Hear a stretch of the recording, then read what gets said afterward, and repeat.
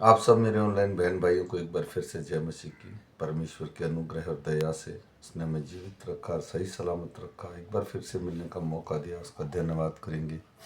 और आज तारीख है 28/3/2025 और मैं बेसिक बाइबल बोलता हूँ यहाँ, ताकि जो मेरा बहन भाई काम पे जाए, जो बिजी हो, उसे सुनने में मदद मिले। क्योंकि बिना बाइबल पढ़े हुए परमेश्वर की हम आज्ञाओं और विधियों को नहीं समझ सकते।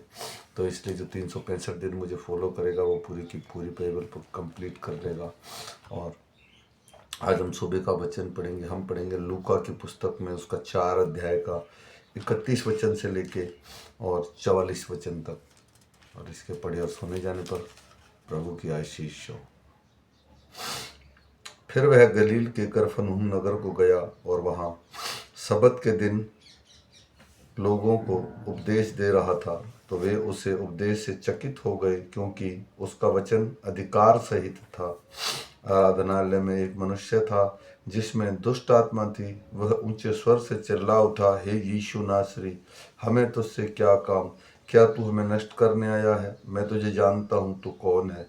तू परमेश्वर का पवित्र जन है। यीशु ने उसे डांट कर कहा, चुप रह और उसमें से निकल जा। तब दुष्ट आत्मा उसे बीच में पटक कर बिना हानि पहुंचाए उसमें से निकल गई। इस पर सब लोगों को अचंभा हुआ और वे आपस में बातें करके कहने लगे, यह कैसा वचन है, क्योंकि वह अधिकारी और सामर्थ के साथ अशुद्ध आत्माओं को आज्ञा देता है और वे निकल जाती हैं। इस प्रकार चारों ओर हर जगह इसकी चर्चा होने लगी। वह आराधनालय में से उठकर शैमन के घर में गया। शैमन की सास को ज्वार चढ़ा हुआ था और उन्होंने उसके लिए उससे विनती की। उसने उसके निकट खड़े होकर ज्वार को डांटा और ज्वार उतर गया और वह तुरंत उठकर उनकी सेवा टहल करने लगा। सूरज डूबते समय जिन जिन के यहाँ लोग नाना प्रकार की बीमारियों से पड़े हुए थे, वे सब उन्हें उसके पास ले आए और उसने एक एक पर हाथ रख कर उन्हें चंगा किया। और दुष्ट आत्माएं भी चिल्लाती हुई या कहती हुई, तो परमेश्वर का पुत्र है, बहुतों में से निकल गई। पर वह उन्हें डांटता और बोलने नहीं देता था, क्योंकि वे जानती थी कि वह मसीह है।